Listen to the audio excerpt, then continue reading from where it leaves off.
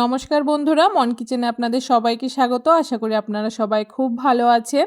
আজকে খুব সহজে একদম নরম তুলতুলে গোকুল পিঠে তৈরি করে দেখাবো।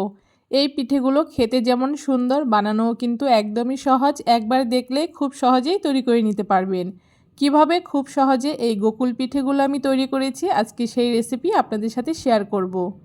গোকুল পিঠে তৈরি করার জন্য প্রথমে আমি ময়দার একটা ব্যাটার তৈরি করব। তার জন্য এখানে আমি ময়দা নিয়ে নিয়েছি, আর তার সাথে এখানে 3 চামচ মতো ঘি নিয়ে নিয়েছি।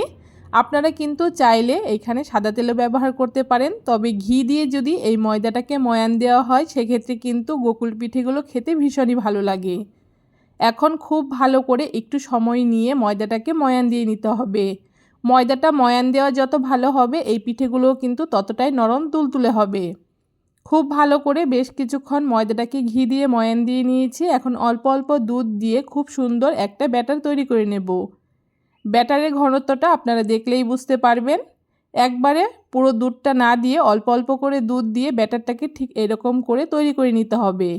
এর থেকে বেশি পাতলা কিংবা ঘন করা যাবে না, ঠিক এরকম করেই ব্যাটারটাকে তৈরি করে নিতে হবে। ব্যাটারটা রেডি হয়ে গেছে, এখন সাইডে ঢাকা দিয়ে রেখে দেব। এইদিকে আমি 300 গ্রাম মতো খোয়া ক্ষীর নিয়ে নিয়েছি।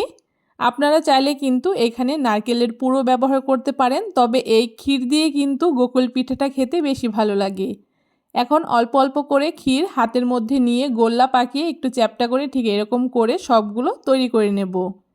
সবগুলো ক্ষীরকে আমি ঠিক এরকম চ্যাপ্টা চ্যাপ্টা করে তৈরি করে নিয়েছি। এখন এখানে গুড়ের শিরা তৈরি করার জন্য উনানে একটা কড়াই বসিয়ে দিয়ে পরিমাণ মতো জল দিয়ে দিয়েছি, আর জলের মধ্যে এখানে আমি পাটালি গুড় দিয়ে দিয়েছি। এখানে কিন্তু আপনারা অবশ্যই পাটালি গুড় কিংবা নলেন গুড় ব্যবহার করবেন, তাহলেই কিন্তু গোকুল পিঠের আসল স্বাদটা পাওয়া যাবে। এখানে কিন্তু আমি সামান্য একটু চিনিও ব্যবহার করেছি। এখন খুব ভালো করে গুড়ের এই রসটাকে জাল করে নেব।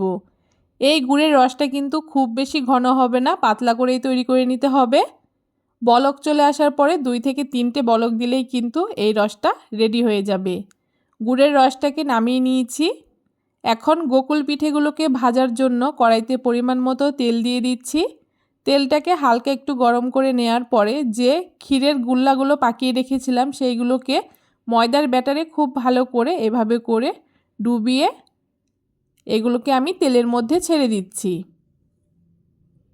এভাবে করে এক এক করে সবগুলো ক্ষীরের গোল্লাকে আমি ব্যাটারে ডুবিয়ে তেলের মধ্যে ছেড়ে দিচ্ছি।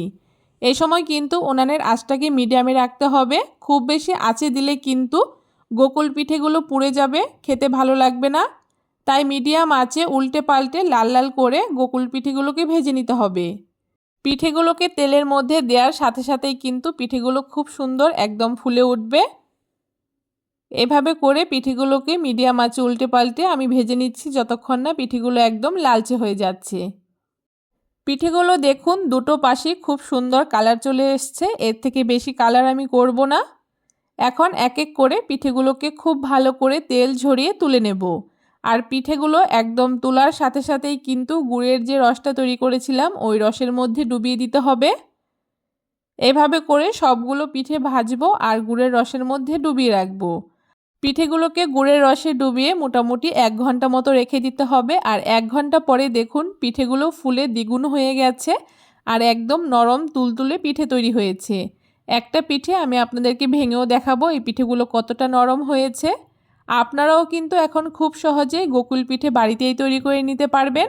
পিঠেগুলো দেখতে যেমন সুন্দর, খেতেও কিন্তু একদম নরম তুলতুলে, মুখে দিলেই মিলিয়ে যাবে। কেমন লাগলো আজকে খুব সহজে এই গোকুল পিঠের রেসিপি অবশ্যই কমেন্ট করে জানাতে ভুলবেন না। ভিডিওটা যদি ভালো লেগে থাকে অবশ্যই সবার সাথে শেয়ার করে আমার চ্যানেলটাকে সাবস্ক্রাইব করে দেবেন।